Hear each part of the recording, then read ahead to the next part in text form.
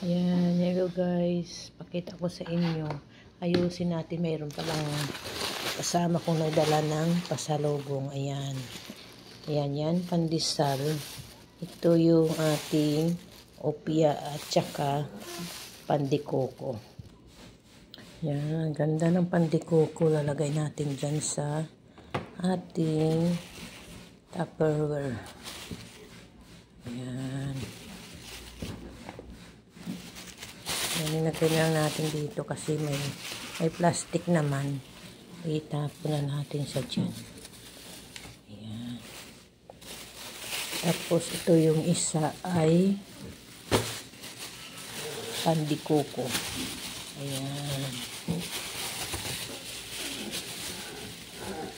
Ayan.